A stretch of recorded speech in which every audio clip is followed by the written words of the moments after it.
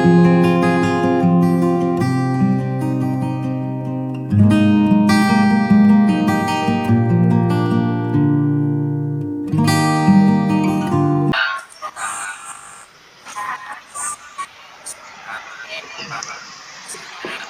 Assalamualaikum warahmatullahi wabarakatuh. Waalaikumsalam warahmatullahi wabarakatuh. Selamat sore, Bu Heni. Sore, Pak Irwin. Oke, jadi Bu Heni, apa nih rencana pertemuan kita kali ini nih? Mau membicarakan hal apa nih, Bu? Mungkin pertemuan kita kali ini membicarakan masalah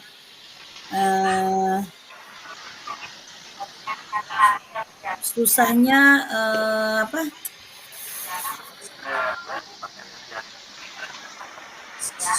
memotivasi siswa yang malas untuk sekolah karena asik dengan gadget. Jadi rencana pertemuannya membahas tentang memotivasi siswa yang malas sekolah ya, Bu ya? Ya, karena asik dengan gadgetnya tadi. Karena asik dengan gadgetnya. Oke. Tujuannya nih Ibu ingin mendiskusikan dengan saya hal terkait hal ini tuh apa, Bu, kira-kira, Bu? Tujuannya kira-kira kenapa sih kok sampai sepenting ini gitu untuk mendiskusikan hal ini? Tujuannya ini saya rasa sangat penting karena jika hal ini tidak segera diatasi atau tidak ditemukan solusi, takutnya anak ini semakin hari semakin malas dan akhirnya memutuskan untuk putus sekolah ataupun berhenti sekolah. Nah, jadi saya merasa ini sangat penting untuk saya bahas dan menemukan solusinya agar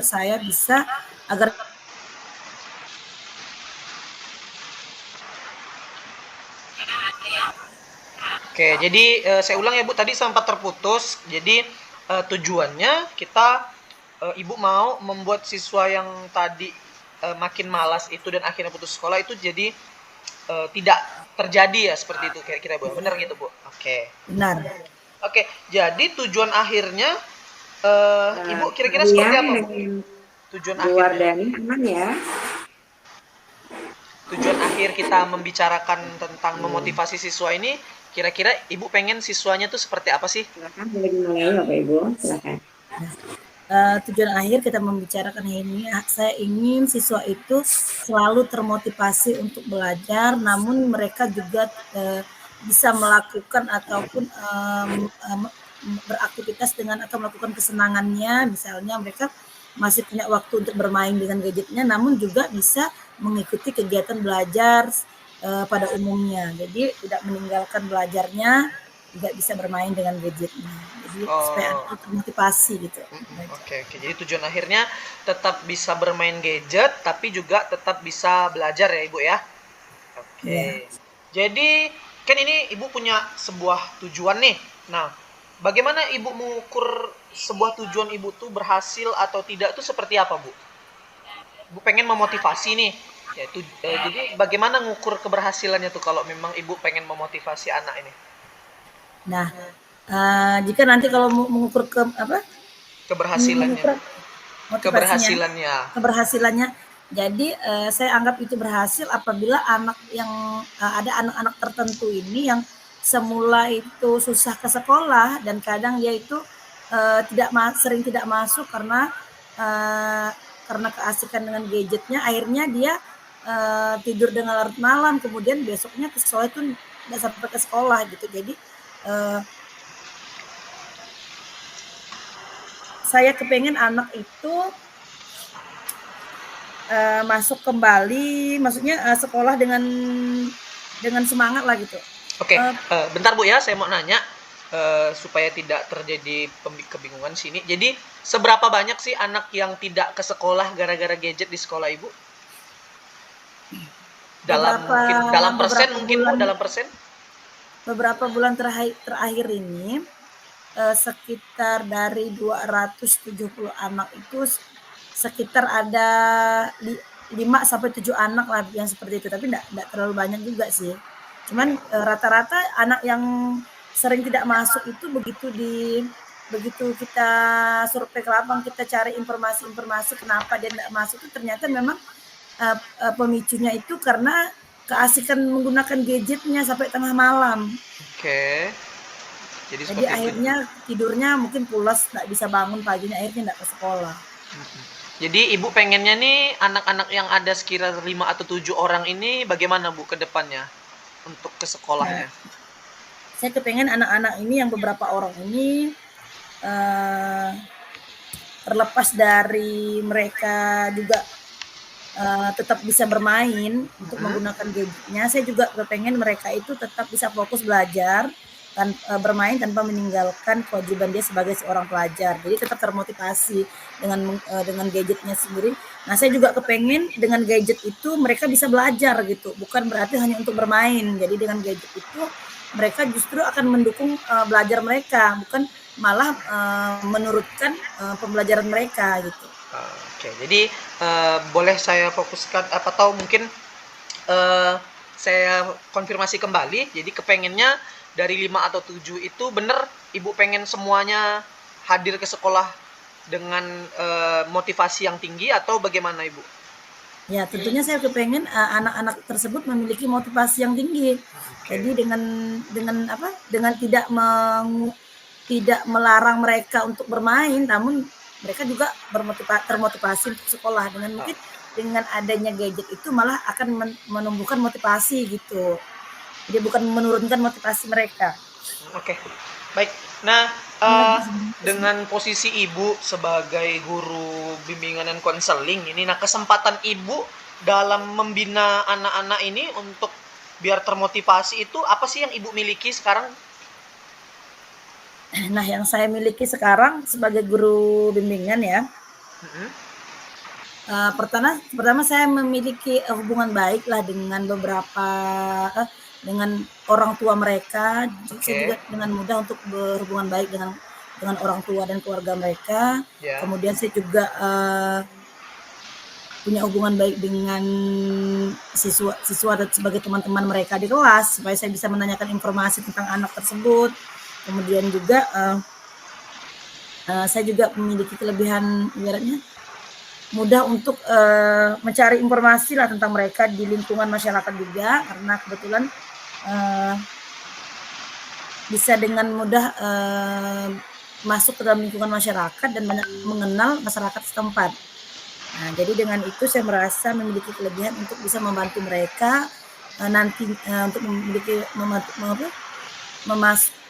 mengetahui apa yang sedang terjadi terhadap mereka. Jadi mudah masuk ke lingkungan mereka gitu. Oke, dengan kekuatan yang Ibu miliki nih, Ibu punya relasi dengan orang tua, dengan anak, juga di sekolah dan juga mencari informasi yang baik lah ya untuk di masyarakat. Di kira-kira kekuatan Ibu itu posisinya kalau diukur dari 1 sampai 10 itu berapa Bu? Ibu berada di posisi mana sekarang nih? Saya merasa sekarang saya udah di posisi 6. Dari 1 sampai 10 itu saya merasa sudah di posisi antara 6 dan 7 lah gitu ya. Oke. Nah, karena sejauh ini saya sudah melakukan komunikasi dengan keluarga mereka, dengan orang tua tentunya. Nah, untuk membina anak ini supaya mereka tetap termotivasi untuk sekolah.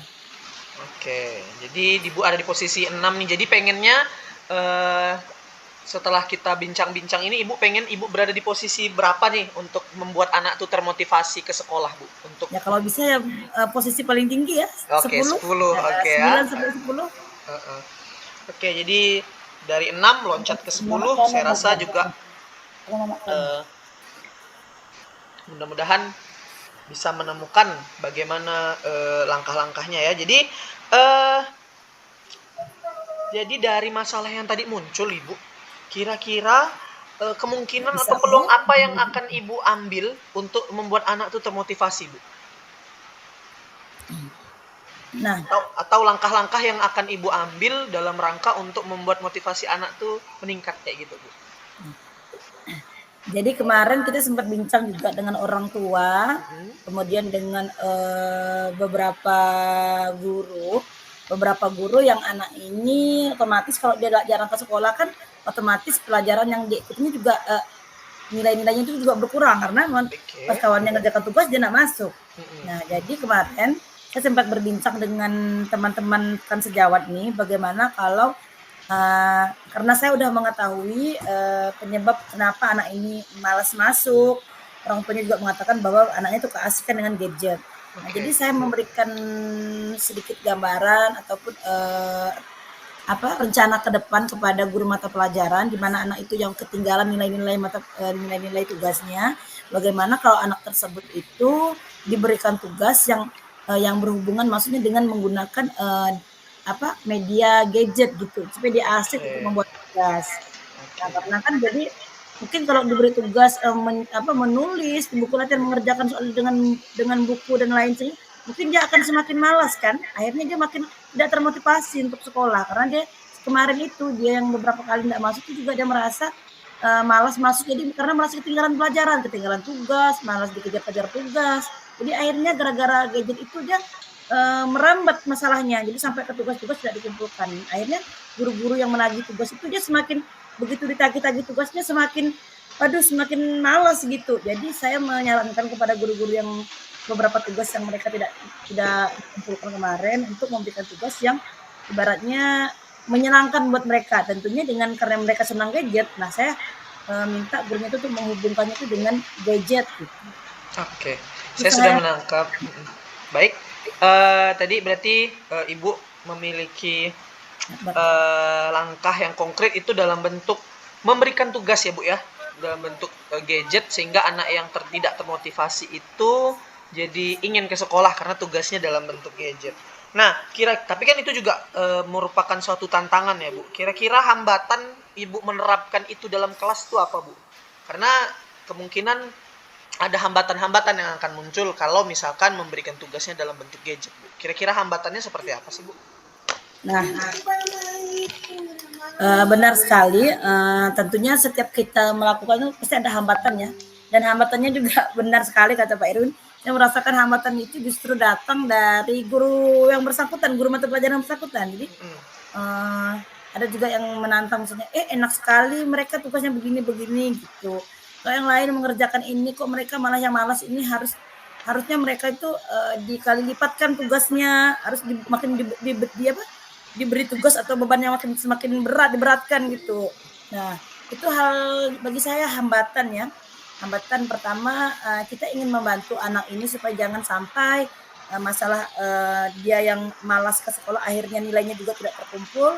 Nah, tujuan saya itu mempermudah dia supaya dia tidak merasa beban untuk ke sekolah. Nah, ini kan akan menjadi alasan dia untuk semakin malas ke sekolah, tidak termotivasi karena dikejar-kejar tugas. Nah, namun ada beberapa guru, tidak semua guru, ada beberapa guru yang menganggap ini kayak menganak emaskan, ibaratnya terlalu memanjakan, jadi akhirnya nanti mereka malas. Nah, hal itu juga yang akhirnya membuat saya memberikan pemahaman kepada rekan, teman, bahwa mungkin tingkat kemampuan dari kodrat alam yang dimiliki oleh anak itu memang berbeda. Jadi kemampuan anak itu berbeda, namun mungkin kemampuan anak ini ya memang kurang untuk di akademik, namun mereka mungkin punya kelebihan di bidang IT misalnya menggunakan gadget. Nah, apa salahnya kalau kita menggunakan kelebihan yang dia miliki itu untuk mencukupi nilai daripada tugas-tugas yang dia kerjakan gitu.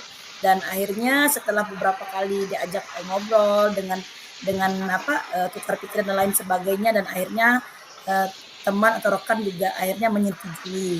Namun ada beberapa hal yang perlu anak itu beberapa rambu-rambu lah ibaratnya yang harus anak itu tetap konsisten gitu. Oke, baik. Jadi tadi Ibu sudah memaparkan bagaimana hambatan dan juga solusi yang mungkin Ibu sudah bisa lakukan ya dalam rangka untuk mencegah hal itu terjadi. Oke, jadi kira-kira nih Bu, di dalam penerapan langkah-langkah yang akan Ibu lakukan dalam rangka memotivasi anak ini, kapan Bu memulainya Bu? Nah, ini kan kebetulan yang ditangani ini kan anak-anak yang udah di semester ini udah ibaratnya baru beberapa minggu ibaratnya udah mau ulangan baru ada dapat laporan anak ini begini begini begini. Oke. Karena mungkin ngelihat nilai-nilai yang udah masuk tuh nanti kalau anak ini takutnya bagaimana gitu kan untuk nilai semesternya. Nah, rencana ke depan walaupun kemarin saya sudah melakukan pemanggilan kepada beberapa orang tua anak tersebut. Nah, rencana ke depan saya akan melakukan terus-menerus evaluasi kepada anak ini untuk selalu dipantau, dikasih pemahaman dan sering diajak ngobrol gitu. Jadi supaya mereka itu mempunyai pemahaman bahwa dengan menggunakan gadget ini sebenarnya mereka harus semakin termotivasi, bukan malah semakin menurunkan motivasi mereka. Jadi karena dengan menggunakan gadget ini seharusnya mereka tuh bisa menjadi orang yang lebih daripada karena mereka punya keahlian untuk menggunakan gadget. Nah, artinya mereka semakin punya kelebihan, bukan malah menurun atau memiliki kekurangan gitu. Jadi selalu memantau atau memotivasi mereka. Oke, jadi selalu memantau dan memotivasi mereka ya. Jadi tidak dalam waktu yang dekat, tapi juga dalam waktu yang secepatnya ya Bu ya. Oke. Iya. Baik, jadi dalam rangka menjalankan rencana Ibu nih, dalam rangka memotivasi, kira-kira siapa sih yang bisa membantu Ibu dalam rangka melancarkan rencana Ibu tersebut ke depan, dan hal apa yang bisa membantu Ibu? Nah, untuk yang membantu saya mungkin untuk kedepannya nanti yang udah pasti nih adalah rekan-rekan ya, rekan-rekan sejawat sama guru, karena mereka kan yang kebetulan saya kan guru BK kan mungkin tidak seintens mereka masuk ke kelas. Mereka yang lebih tahu siapa yang tidak masuk, kemudian juga tidak mengumpulkan tugas. Nah, kerjasama pertama yang akan saya ajak itu adalah rekan sejawat, guru-guru mata pelajaran, terus wali kelas juga, kesiswaan, kemudian orang tua siswa, udah pasti karena saya akan melakukan kontak yang intens juga dengan mereka. Kemudian selain orang tua, siswa yang bersangkutan juga, kemudian teman-temannya, apalagi teman-teman yang bisa dikatakan teman dekat mereka di sekolah gitu. Oke, jadi yang membantu Ibu tentu memang rekan sejawat, kemudian tadi dari orang tua dan juga dari siswanya itu sendiri ya Bu ya. Baik, Ya. jadi bagaimana nih tindak lanjutnya dari sesi kita kali ini? Apakah Ibu langsung on action, turun ke lapangan, langsung mempraktekkan apa yang tadi sudah Ibu rencanakan, atau menunggu waktu yang tepat Bu? Kapan kira-kira dilakukannya kayak gitu? Oke, untuk action mungkin udah dilakukan beberapa tahap ya Pak Irwinnya, karena kemarin udah sempat memanggil orang tua, jadi action udah dilakukan. Kemudian juga tugas-tugas yang ada kemarin yang tidak cukup itu juga sudah diminta ke guru-guru untuk dibuat tugas dalam mengerjakannya dengan menggunakan gadget, juga udah kita lakukan. Cuman saya sedang memantau perkembangannya, sampai sejauh ini saya sedang memantau perkembangannya, dan insya Allah nanti begitu semester 2 masuk di semester 2 ini akan sudah diterapkan apa yang rencana yang akan diambil untuk kedepannya. Jadi begitu masuk akan kita laksanakan. Oke, baik Ibu, saya sudah menangkap gambaran bagaimana rencana aksi Ibu ke depan. Saya harapkan nanti di pertemuan berikutnya, sesi kita bincang-bincang dan coaching berikutnya, ada hal baru yang bisa saya tangkap, dan kemungkinan mungkin mudah-mudahan adalah hal yang positif, sehingga tidak ada lagi cerita anak yang malas sekolah ya Bu ya. Jadi mungkin pertemuan berikutnya kita bisa berbagi praktik baik mengenai bagaimana Ibu memotivasi anak supaya rajin ke sekolah. Oke, mungkin itu saja Bu sesi coaching kita. Cukup Bu, ada yang mau kita diskusikan kembali? Ya, saya rasa cukup ya Pak Irwin. Sudah pendapat gambaran ya, baik. Semoga bisa dilaksanakan dengan baik rencana aksinya. Oke, kita tutup. Assalamualaikum warahmatullahi wabarakatuh. Waalaikumsalam warahmatullahi wabarakatuh.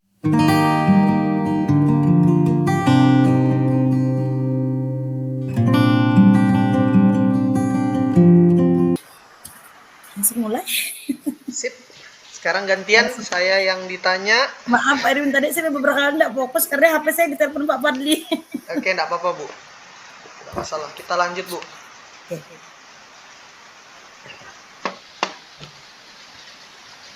Nah, bisa kita mulai Pak Irwin? Oke, siap Bu. Baiklah. Assalamualaikum warahmatullahi wabarakatuh. Oke, waalaikumsalam warahmatullahi wabarakatuh. Selamat siang menjelang sore Pak Irwin ya. Oke Bu, selamat sore juga. Baiklah, pertemuan kita kali ini kira-kira kita akan membahas apa nih Pak Irwin?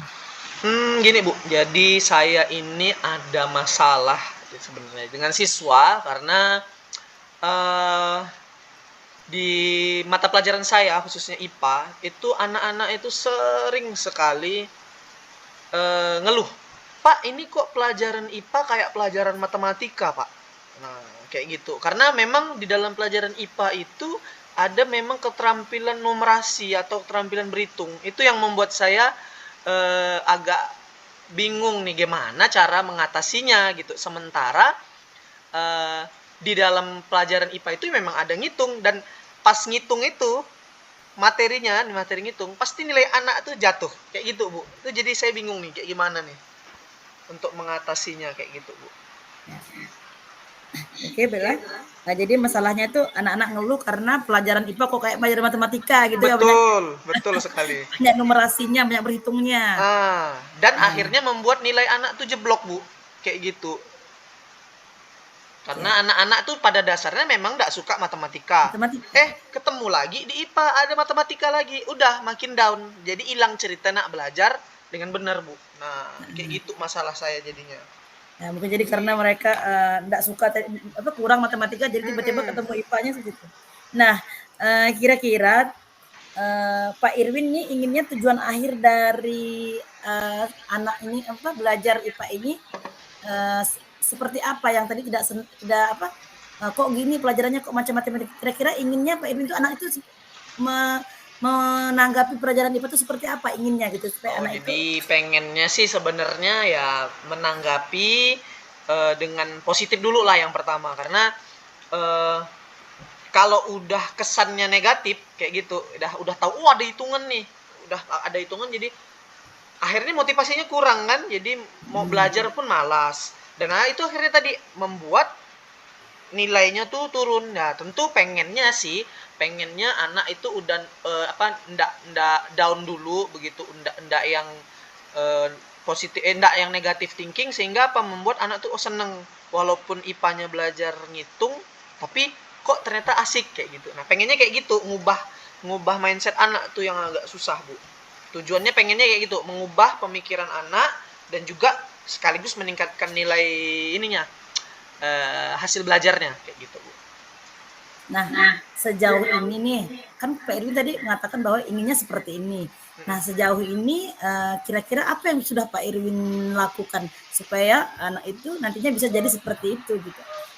Sejauh ini banyak sih yang udah saya coba-coba sih Bu ya. Yang pertama menggunakan berbagai model pembelajaran, kemudian berbagai media, kemudian dengan ya sedikit juga memberikan pemahaman ke anak ketika ngajar, ada ngasih-ngasih semacam motivasi, nasihat kayak gitu Bu. Nah, jadi itu yang beberapa yang udah saya lakukan memang belum begitu nampak, karena apa? Mungkin karena saya tidak konsisten melakukannya. Jadi lompat-lompat, nyoba satu nggak cocok, pindah lagi yang lain kayak gitu. Nah itu mungkin yang menjadi pemikiran saya sih, apakah mungkin karena gaya ngajar saya yang ganti-ganti, atau mungkin memang tidak cocok kayak gitu Bu. Oke. Itu tadi usaha yang sudah Pak Irwin lakukan dan keinginan Pak Irwin ke depannya. Kemudian kira-kira apa nih kelebihan yang Pak Irwin miliki agar anak ini ke depannya bisa seperti yang diharapkan tadi? Kalau apa yang saya punya ya, Kelebihan yang Bapak punya. kelebihan yang saya punya, tentu sebagai guru yang masih muda, masih fresh, mungkin saya bisa memanfaatkan teknologi yang lebih baik lah ketimbang teman-teman yang mungkin sudah senior daripada saya. Nah, apalagi sekarang kan anak-anak kan yang udah Gen Z ya, namanya kata anak-anak, kata orang-orang tuh ya, Gen Z Lebih tuh senang gadget ya.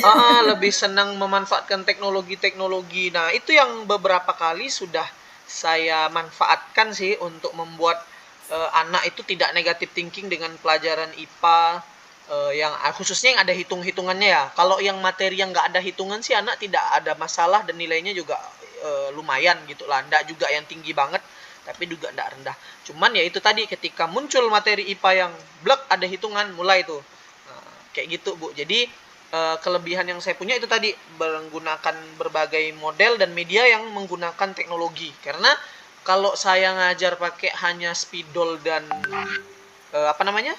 ditulis gitu ya, menjelasin pakai ngomong, itu udah pasti tidak bakalan masuk kotak. Apalagi pelajaran IPA di sekolah nih ditaruhnya di jam siang-siang terus. Jadilah makin siang makin ngantuk, makin tidak mau belajar.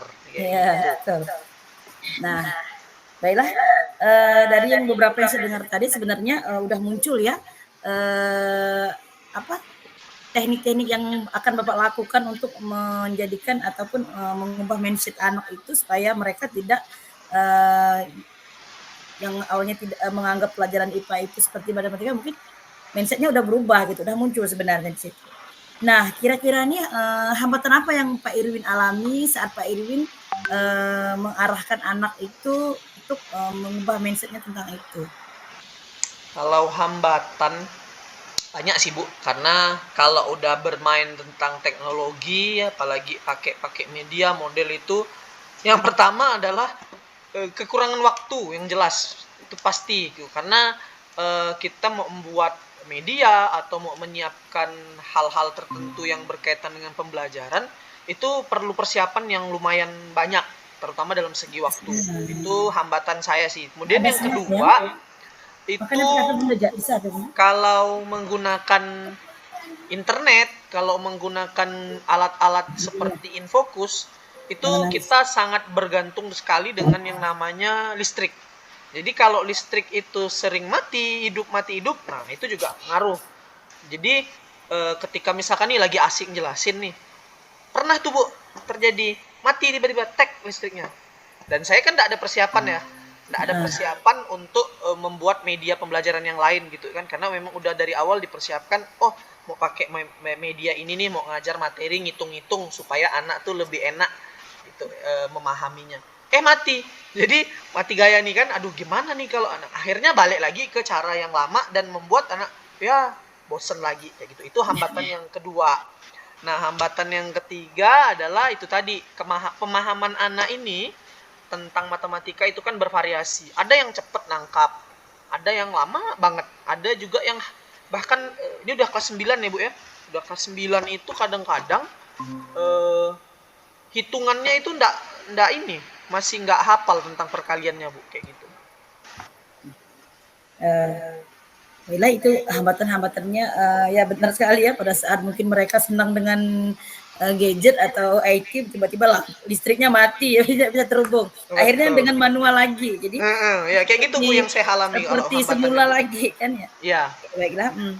Nah, nih untuk rencana-rencana ke depan nih, kira-kira Pak Irwin udah menyusun rencana apa untuk kedepannya untuk masalah ini?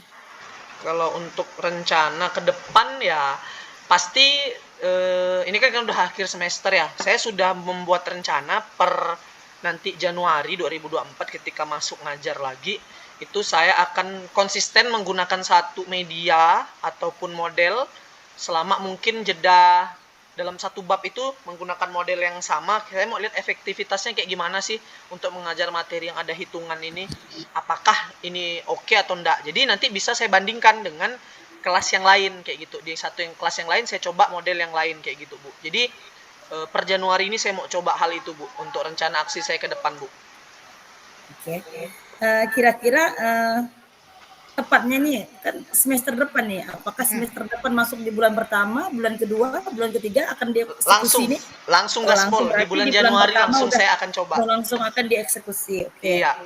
Nah, kira-kira untuk antisipasinya, apakah Pak Irwin sudah menyiapkan antisipasi apa yang akan Pak Irwin lakukan apabila rencana ini tidak berhasil? Oke. Kalau rencananya tidak berhasil ya berarti saya akan mencoba mengganti media pembelajaran saya dengan yang mungkin akan lebih efektif kayak gitu Bu. Dan kalau untuk gangguan-gangguan teknis memang itu di luar kuasa kita, jadi saya menyiapkan berbagai media yang lain untuk membackup-nya kayak gitu Bu. Oke. Nah, untuk mencapai tujuan ini, siapa saja orang yang akan Pak Irwin libatkan di dalam rencana-rencana Pak Irwin ke depannya?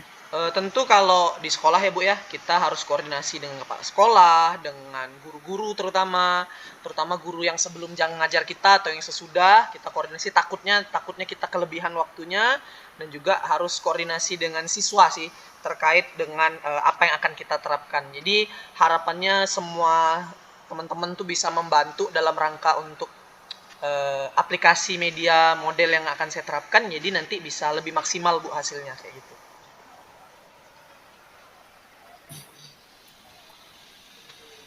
Nah, setelah kita melakukan wawancara ini, saya lupa tadi menanya di awal waktu pas di pertengahan wawancara, apakah tadi misalnya tadi itu Pak Irwin merasa udah melakukan tindakan-tindakan yang udah Pak Irwin terapkan di sekolah di tingkat level berapa, terus setelah kita melakukan pembicaraan ini, apakah Pak Irwin sudah merasa teratasi begitu?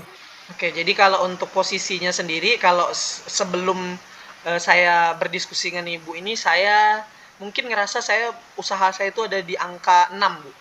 Angka 6, eh, kemudian pengennya nanti kemampuan anak dalam menghitung di pelajaran IPA tuh pengennya di angka ya nggak muluk-muluk lah Bu, 7 atau 8 kayak gitu lah. Naik Ya, satu angka itu alhamdulillah ya. sudah lumayan. Nah, ya itu. Ya. Jadi nggak muluk-muluk targetnya tapi setidaknya terjadi peningkatan dari tahun ke tahun. Kayak gitu sih Bu pengennya Bu.